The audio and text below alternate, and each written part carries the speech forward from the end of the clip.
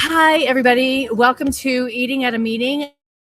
I am in my friend's IAC booth at IMEX. This is the final day of the show. I'm Tracy Stockrath, the host of the Eating at a Meeting podcast and the owner of Meetings and Events.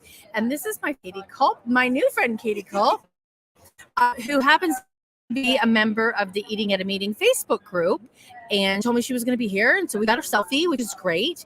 And but I got to know her this week and what she does, and it actually is quite appropriate for Disability Employment Awareness Month, because actually Katie's niche in planning meetings is for the disabilities community. Mm-hmm. Correct? Correct. Okay. Yes. So tell everybody what you do. So I'm a third-party planner, so I do logistics. I work with Conference Direct. I've been doing third-party planning for a little over a decade now, and probably about 5 years ago, I just kind of fell into this niche, as a lot of us event planners do, where I had a disability rights group that I worked with, and it's such a small community that, you know, if you do well for one, referral business, it keeps coming. So I end up getting more and more in their rights groups, self-advocacy groups, and even some groups that have nothing to do with disability rights. I have a performance group. Okay. But being able to accommodate everyone is huge for them, to the point where even when they went virtual, they hired a specialist to come in to make sure all their sites and everything were so it's kind of paid off in other things, but it also has made me an advocate for exactly what you talk about, you know, on the podcast is making sure everyone feels included. Right. When they're at their event or at their meeting and they're not struggling or feeling different or anything like that. Right. So, yeah. And I was just telling her a few minutes ago before we got here, I just met a woman who was born with half arms, right? And so I just went up to her and I was like, hey, can I ask you a couple questions? You know, because I wanted to know what her experience is with food and beverage and how she does that. And she taught me something new, a new question to ask, because she doesn't necessarily answer the questions that we put on registration forms because they don't pertain to her. Right. And it was what was that we found? The reach. Let me see what it was. Reach restriction. And she found that from Little Caesars Pizza asks her that when she orders pizza, and she was blown away by that. But she can go into the Little Caesars Pizza and pick up the pizza without having to ask for help. Right. And that's big, is just having things that they may be able to accommodate themselves. I think one of the first things I learned when doing BEOs for the one group was everything on one tier. And a lot of hotels, they want to make it pretty, and there's tiers and shelves, and they have all this, especially right around this time, that started to become even more of a trend. So it's something that we have to put in our BEOs and our BEOs and kind of reiterate it in pre-cons and as you're walking the floor, is don't put things on levels, because people have reach restrictions. Right. Maybe they're in a wheelchair, maybe they have, or they're missing limbs, or just their body restricts them from being able to do so. Right. So it's, you know, simple things that you can do to accommodate people, and that just accommodates everybody. Right. You don't have to necessarily ask that question. Right. But at the same time, you know, finding the right way to ask the question and not being shy about asking the question is super important. Right. So, you know, we talked about it a little bit just now, about asking, not necessarily, I'm not asking what your disability is. Just tell me how I can make it the most enjoyable and for you to get the most out of it that you can. Right. So, you know, and that getting specific too, because sometimes people don't answer. They answer in a way because they're so used to just people not digging into it or not feeling comfortable digging into it, that they'll just answer in the simplest way possible, like, I only eat applesauce. Well, tell me a little bit more about that. Right. And it's a texture thing, or they had, you know, it's they're not able to eat solid food, something to that effect. Well, I can give you more than applesauce. Like, Exactly. You just need to tell me. Right. And have that dialogue and have it in a respectful way, but not be afraid to have the conversation. So. Well, that just reminded me of somebody in our industry, former senior sales manager for a major hotel company based in Vegas. And years ago, he had the gastric bypass surgery. And at one point, right, like after that surgery, he wasn't allowed to have solid food. He needed to have, you know, applesauce and soft foods and things like that. He's like, but I'm never going to tell you. And I'm like, But if you're sitting at a dinner table for 10 people and you've got your 9 of your best clients with you and you're not eating, to me, I mean, I guess we have to be comfortable with that. But at the same time, people are going to question, why are you not eating when you're trying to sell me something, right? Yeah, absolutely. Yeah. And in trying not to stand out, you're standing out more. Right. Exactly. And if you've seen my presentations, you know I show this slide of a walkway going out to a beach party, right? And you know how, and actually I should find a different picture, because it should be like, hey, I've built a ramp for the wheelchair user and everyone else walks out this way, right? But how do you need to design it for everyone so that it's not making that person stand out. It is. It's that, you know, or perhaps they're somebody who has problems with levels. So are they going to use the ramp, but maybe they also can't walk that far. Right. So that ramp doesn't do them any good, because now they're walking all the way around this way. Right. And it's too far for them. But they also couldn't do the boardwalk because of the levels. So right. I mean, it's just kind of, don't assume you're doing the right thing. Right. And people go into it with the best intention. Right. You're not meaning any harm, but don't assume is right. always what it kind of comes down to. And it does, like, thinking about this, it can be challenging. Yes. And figuring it out and one, making sure that you understand the needs, right? But then also figuring it out of how do you plan for it if they don't tell you or if they don't know, right? Absolutely. And there's definitely things you can do just from an overarching every event lens. You just have to look at it when you do site visits, saying, like, okay, I don't have a problem with this, but could somebody potentially have a problem with this? But also to not overanalyze it. Like, you don't need to throw a bunch of money into things for an audience that doesn't really need it. Okay. So, you know, CART is always a good option. But if you don't have any deaf attendees who use sign language or need sign language, don't pay for an ASL interpreter. Right. Right. I mean, that they're expensive, and if no one's actually benefiting from it, you're just wasting money. And is it just a visual thing? Like optics. Right. So, you know, have the CART, and that's great, because I mean, even people who are not hearing impaired or deaf, the CART, I know my niece uses it. Yeah, my kid watches everything. It used to drive me nuts. He puts out closed captioning on everything. Yeah, my niece does. Yeah, and I'm like, why do you do that? And then I started like getting used to it. I'm like, actually, I kind of like it now. I don't miss as much. So, you know, anyone can benefit from that, but it's just understanding really your audience and who it is, and asking the right questions in the right way. So in the registration systems that I design, I kind of teach it so you're using checkboxes so that you can kind of clear. So is it okay to say mobility, hearing, vision, and then and if they click one of those, ask deeper questions? Yeah, I think it's good to have the deeper questions, because hearing impaired is not the same as deaf. So the needs are different. So I think you do have to have that open-ended a little bit. You also have to be cognizant of how it reads and how it shows, because if you do have visually impaired, is their screen reader able to handle the checkboxes and that kind of, and drop downs? Drop downs are an issue for visually impaired or screen readers. Oh wow, That's something we learned in the virtual world when COVID hit. Is when you have drop down menus, it's hard for the screen reader to pick it up.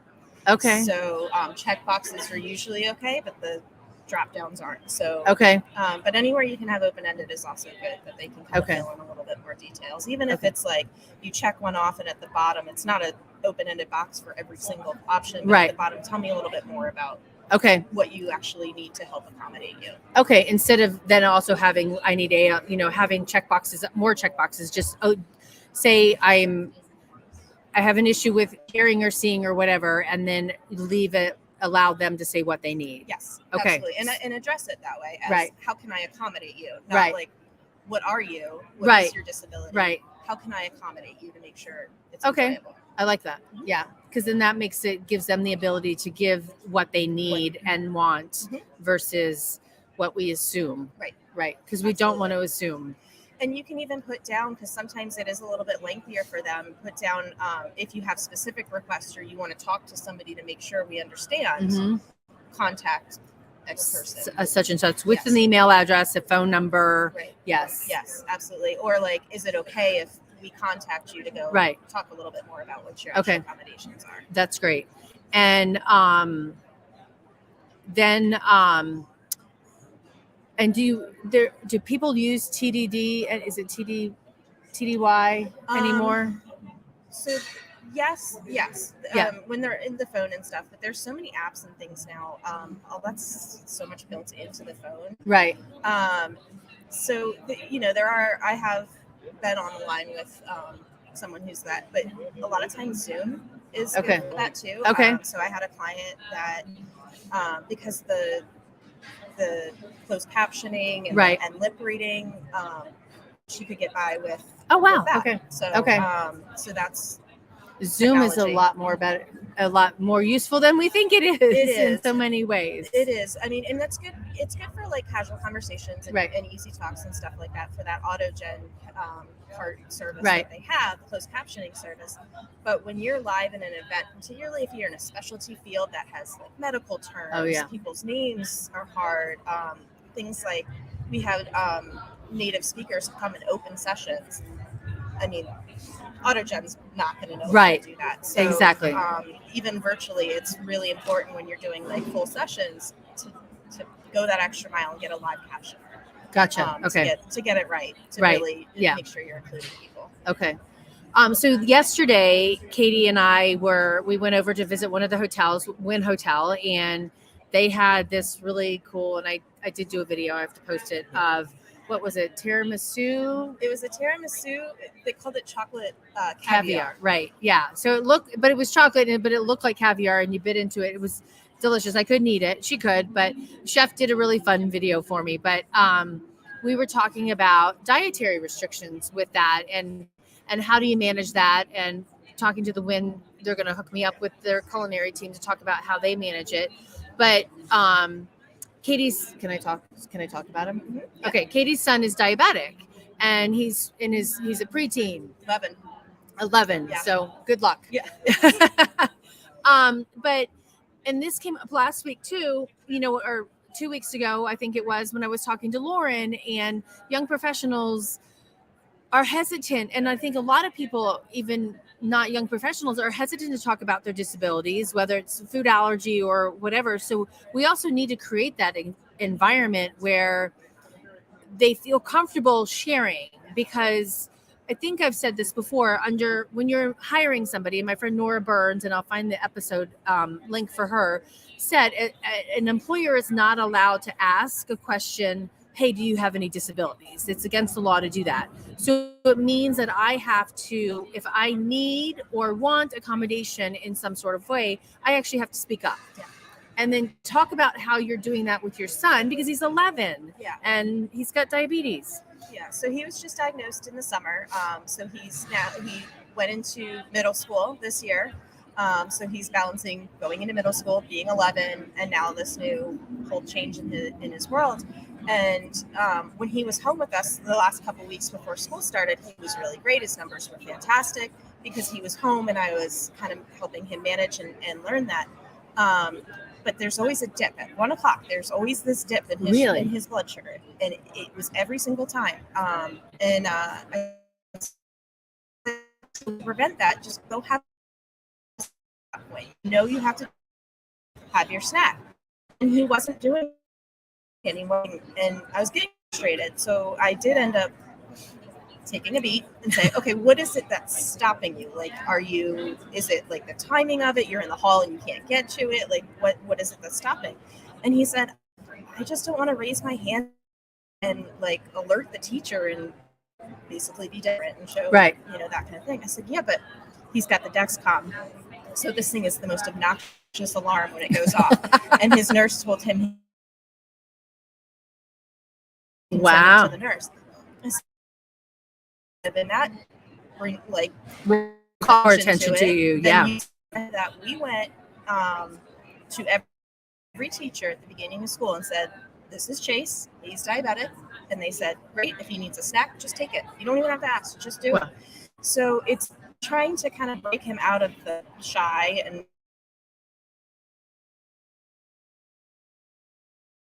take care of himself. So that 18-year-old kid in college who, crashes, goes back into DKA because he's not taking care of himself and not speaking up. So it's hard because he's 11,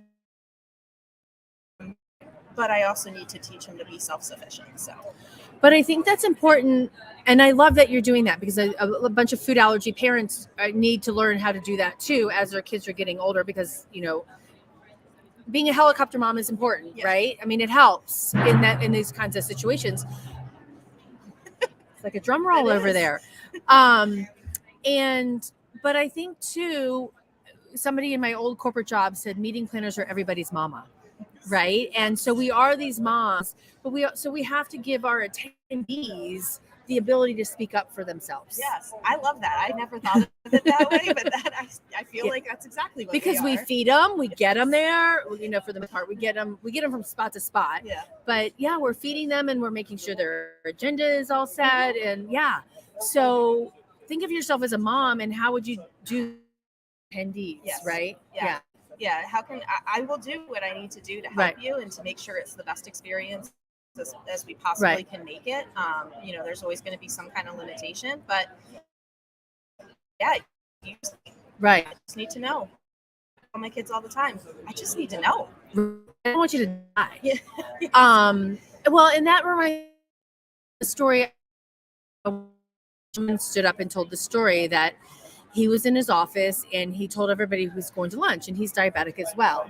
And he went into his office, and this was in the north, so it was cold, to get his coat. And apparently he passed out because his blood sugar was so low, I think, before he went to lunch. And 2 hours later, somebody was asking for him and nobody could find him. He didn't come back for lunch. They knew he was going to lunch. Well, they opened the door and he was passed out in his office. And so you need to understand that. To me, I think it's really important, even for somebody who is diabetic, to let us know that you are, so in case that happens. But you know what to do. But I also think it's important to know that we shouldn't automatically give that person a Snickers bar because they may be having a sugar high versus a sugar low. So how do you know that? So with the sugar low, the passing out is usually the sugar low. Okay. The sugar high tends to be more it's like throwing up. There's very similar symptoms. Right. If you're somewhere, they're likely not going into DKA that quickly. Right. Okay. Diabetic ketoacidosis.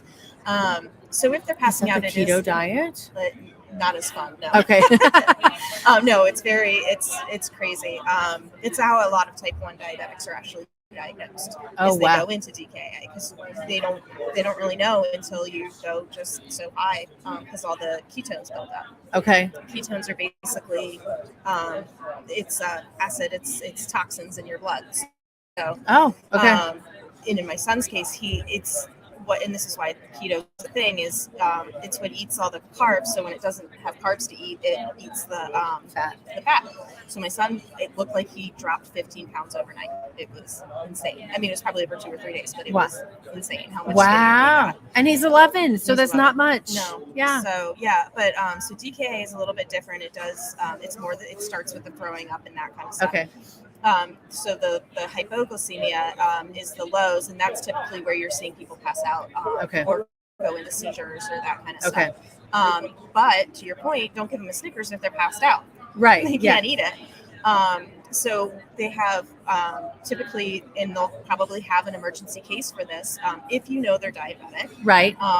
And you can see that they're passed out and they can't eat anything or they can't talk to you. Right. They have a glucagon, which is essentially like super powered, not insulin, but it like pumps it up so that it brings their blood sugar way up. So you can give that kind of like an EpiPen. And you just stick it in and you give them the shot and they come back up for a little bit and then obviously call 911. Right. You need to get them to the hospital. Yeah. But if you see them kind of acting a little bit, if they're dizzy or sitting down or not sure, or you may hear their alarm go off, or the CGMs, that then you can provide the juice or the Snickers or the Skittles or what have you. Right. So, yeah. That's really interesting. And I actually sent a sample registration form to somebody and to 2 lawyers actually to get their input. And they're like, because I suggest actually having an emergency action plan for people. And these 2 lawyers do a lot of work with kids. And so they know that a 504 plan is needed in the school and what's that emergency action plan. But to me as a meeting planner, if somebody's got has epilepsy or has diabetes or has food allergies, I want to know that so that I have the right medical team there, because not every EMT is allowed to carry epinephrine. And so we need to make sure that that person is either carrying it or we've got it on site in case of an emergency. And just so you know, 36 states in the US allow places of public accommodation like this convention center to actually stock epinephrine without a prescription. So they can actually administer it it's like a defibrillator, but it's EpiPens, right? So, and they do have epinephrine on planes, some of them. That's a whole nother issue. We won't go in there, but to me as a meeting planner, I want to have that data. Yeah, well, and also knowing if I need to give you an epi shot or a glucagon shot. Right, exactly. I mean, that's 2 very different drugs. Oh yeah, so, totally. I mean, it is. It's very important to know that, and they do have the medical alert, and actually they've gotten really far with the technology. And so he's got a really cool looking one that's a band, and it goes online. It gives him a code. So when you look at it, it says, okay, look up this code, and I can put in all the information and instructions in there. So it's a lot more than just like, hey, I'm diabetic. Right. What does that mean? Oh, that's cool. So yeah, so technology is always great, and if they have that, right. That's great, but not everyone does, and right. You don't know to look for it, or it's so stylish you don't know what it actually is. Right, exactly. It could just be a fancy Apple Watch. Right. Yep.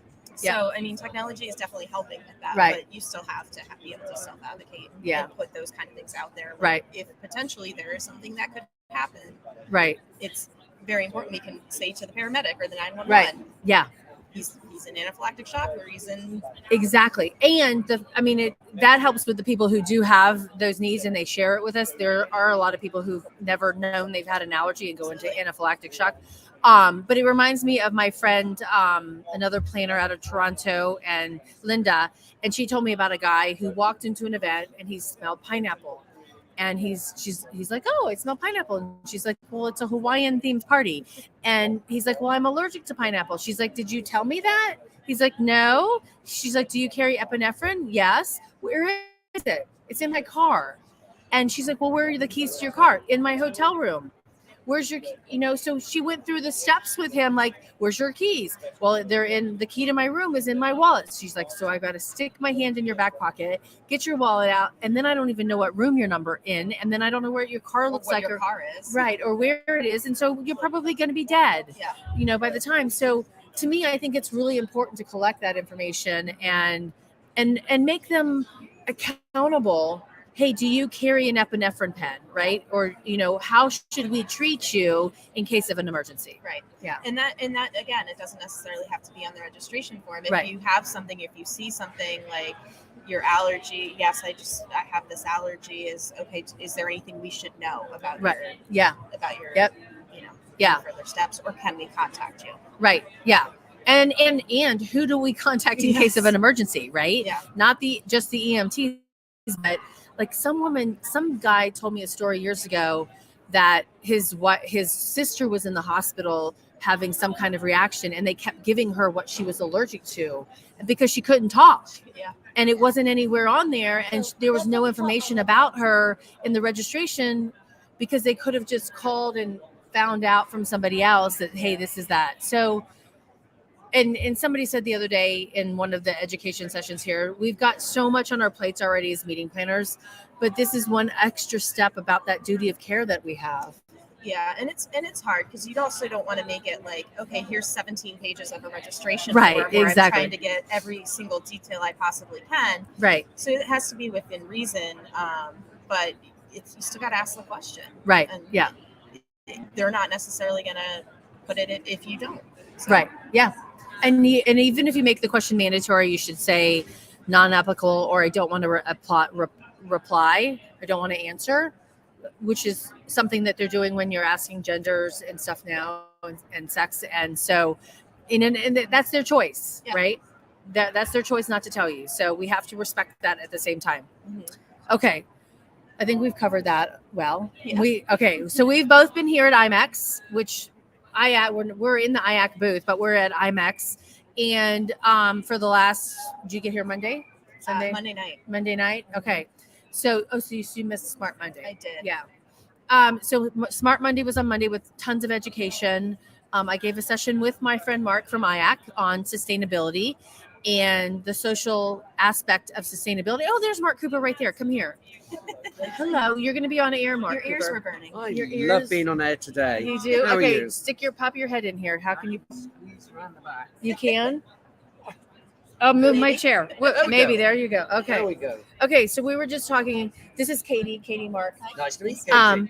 So now I want to talk about IMEX. How was IMEX for you this week? IMEX for us this week has been phenomenal because it just feels like 2019. Oh, really? So, that's awesome. IMEX for me, we were just having this conversation actually. We were talking about the fact that I've been coming for 10 years to IMEX. And the one thing that it feels like, or the one thing that's been obvious this week is that we're not talking about the road to recovery. All of that's gone away. We're just doing business. So it's like, we're here to do business. Business is coming. And everyone that I've talked to has just had a refreshing week in terms of handling events that people are committed to running. That's with awesome. No question marks or ifs or maybes. So, we're really excited that it feels like we're back. Yeah, and how are your appointments? No, I absolutely agree. I mean, everything. You're right. Like, I was talking to someone about, I can't remember what word it was, but I was like, boy, that word brings up pivot. And I was like, when was the last time you said pivot? Because God, that's all you said in 2020 was pivot. Right. Yeah. So, but there isn't that talk of, right? It is. There's the COVID talk is just not here. It's very open. It's very much, we're here, we're doing this, we're doing great things, and the numbers speak for themselves this week. Right, like 11,000 is it, or 13,000? We'll find out at 2:30 when the final press conference. Okay, well there's lots of speculation going on. But, we're as busy on day 3 as we were on day 1 and day 2 in terms of poke around. So it's like there's 3,300 exhibitors, and I know there was upwards of 4,000 meeting planners. But if you think the exhibitors, how many people were in each one of those booths? Yeah, it's crazy. But and we're actually on the side. This is the back aisle of the show floor, and it's amazingly quiet. When you walk 10 feet this way or 20 feet that way, it's like buzzing. It's a completely different experience. We're going to milk this one until 5:30 today. And Is maybe that a little bit we're longer. open till 5:30? Apparently we are. Oh, okay. We go. All right, I didn't know that. Well, that gives me some more time to walk around. So my next question is about our session the other day. So Mark and I did a session on looking at venues through a sustainable lens. Or no, a social lens, sorry, for sustainability That was wise. part of it, right? Right, it was about that. One of the questions you and I were both surprised by when we asked the audience was, how many of you are incorporating sustainability questions into your request for proposals, into your meeting planning, and how many people answered out of the room of 50? 3. 3 people. So people start doing this. And Don Walsh of Destinations International asked a very similar question to a group of 60 he had on Monday, and 4 people to that. So this is the reality, I'm afraid, the sad reality. Action and talk. We need to stop just talking about it. We need to start acting. We do. Yeah. We talk a good story, but that's dangerous. Right. It is dangerous because I was looking up a statistic today for Sarah, and oh my gosh, it's actually probably right here. The economic impact of our meetings industry, where this is from 2018. Business events generated more than $1.07 trillion of direct spending and drew 1.5 billion participants globally in 2017.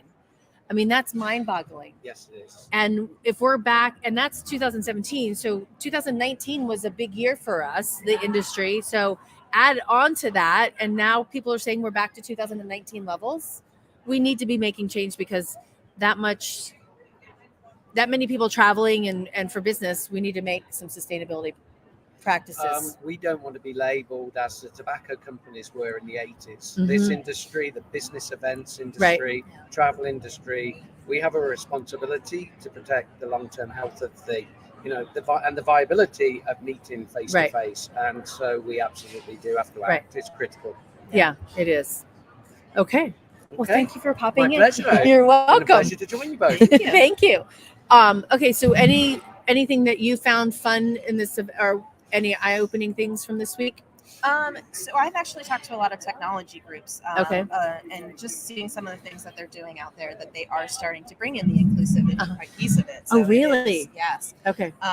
Which is great because it wasn't there before COVID hit. Right. And they were left out of a lot of things. So it is great to kind of see that and talk to them and open. There's one thing I will say to about every person I think I've spoken to here is everybody is open to like ideas in the conversation. That's awesome. It's just, let me talk to you about this. Okay, yeah, let me sit down. I had the CEO of one of the companies go, come here, let's go sit down and talk about this a little bit more about what we can do and how we can help. And it's amazing. I love that. I love that people are open to this and it's not still this is the way we've always done it mentality. Right.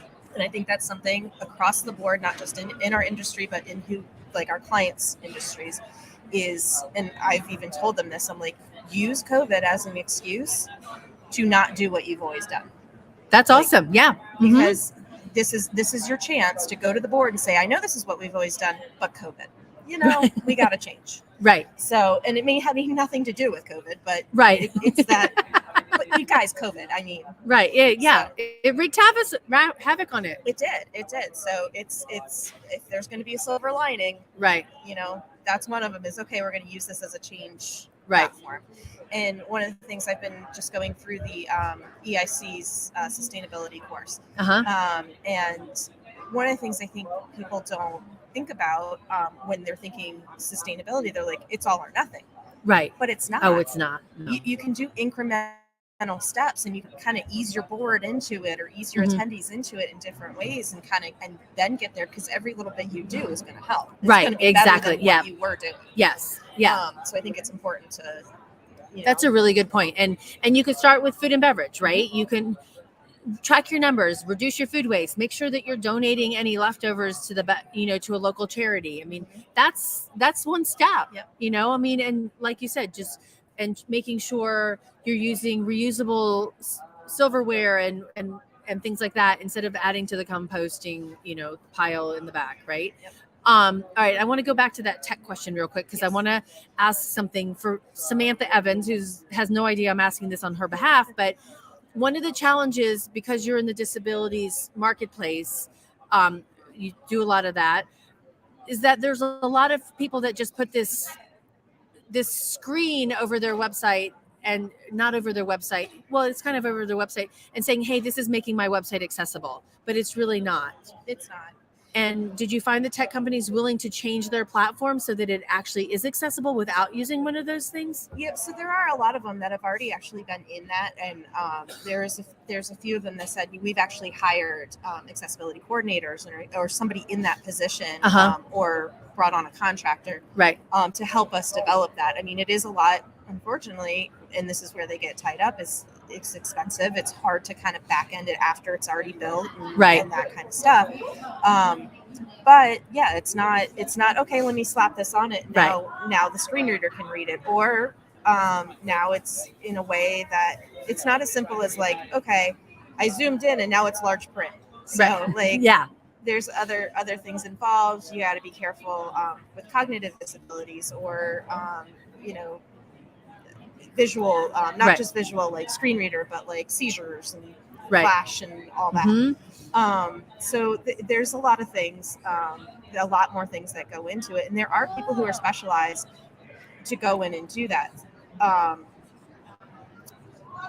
And it's a lot. It's extensive because we've had to do it before. Before we hired them for a virtual event because it was on so many platforms weren't there yet. So we had this person come in, and it was a lot. It was, hours and hours that she went through to make all these changes. Things as simple as alt text. Right. And it's something that you can think of and I'm trying to do better at this in my personal is on social media, hashtags. Yes.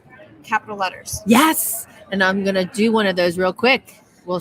So just in case you're not sure what I'm talking about, if screen readers need the second capital letter between words, so hashtags, it automatically wants to do everything lowercase. But you need to capitalize the start of each new word so that the screen reader can actually read it. So that's something I'm trying to do better. Just like that. Yes, yep. Exactly. And including alt text, LinkedIn now, different platforms now are allowing you to add alt text. Yes. The descriptives of what's in the picture. And I was taught from one of my web people, and this is like 10 years ago, well, no, use that to increase your SEO. Well, you can do that, yes, but in the context of increase your SEO by actually describing the picture, not just putting in, hey, this is eating at a meeting, saying, hey, these two women are sitting next to each other in this image. One on the right is in a burgundy top with a silver necklace, and the other one is in a what is that color? Beige, peach tank top, right? Style dress in front of a sign that says IAC on it, right? Yeah, exactly. Using that descriptive. Exactly. Yep. And actually making it a visual descriptive. Right. Exactly. So, I'm working with a group that right now we're trying to figure out, when you have closed captioning channels and closed language channels, can we also do a closed visual descriptive channel?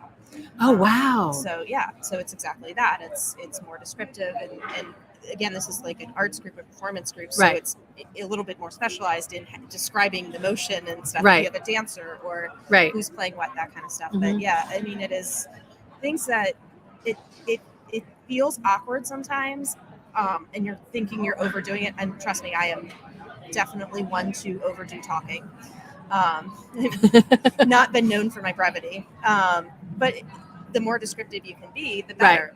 And even for my website, I use Wix, and that's how they describe it, is with the description so that Google's SEO knows what this is. I'm like, well, that you're trying to say alt text, and that's for that. So it took me a minute to figure out that's what it was trying to say. I was like, okay, but maybe also say that it's for that as well. Right, exactly. Yeah, because you definitely want people, you want everyone to be able to experience the video or the image that's on your screen that you're using to describe your event to entice them to come, right? Yep. Or the speaker, right? Or something like that, And so when I do my social media posts, I'm like, in my picture, and like even on Instagram, you pop it up and you describe that image of what's on there. And it actually, you need to go look up. Remember when they were doing the sky thing, all the meteors, not the meteors, but the alternate, the universes, all the other universes, and they were oh my gosh, that came out a couple of months ago, and they were the Milky Way, the conversation on the Milky Way, but the alt text on those images that the National Space Center, whatever, are phenomenal. So just go look up those photos and look at the alt text and see that, because they wanted the people who were visually impaired to actually understand what the Milky Way looks like. I think, that's amazing. Yeah. And I think it helps to actually show that you're not just doing lip service to it. Right. You're walking the walk, and someone, if they're trying to decide on an event to go to, particularly if you're like trying to draw people to it, is okay. The fact that they took the time and made sure that this website was accessible also speaks to me, saying, what else are they going to do to help me be inclusive? Right. Exactly. So. Yeah. And don't make it lip service, because you're asking the questions, whether it's food allergies, whether it's any other kind of accommodation. If you ask the question, you better damn well follow up on it, because you look worse if you don't. Exactly. So, all right. Well, I think we've done well. I think so. I hope so. Thank you. I appreciate it. And this is Katie Culp. She works for Conference Direct. She's an independent third-party event planner. So if you need an event planned, call her. And actually, here is her LinkedIn profile right there. You can find her. And she is a member of the Eating at a Meeting Facebook group. and that's how we met. And so join that. It's free to attend or free to join. And we talk about food and beverage all the time. Accessibility, safe, sustainable, and inclusive. So if you were listening, thank you so much. Stay safe and eat well. And I will see you next Wednesday. I'm taking 5 days off. I'll see you next Wednesday. Exactly. All right, everybody. Have a good day. Bye. Bye.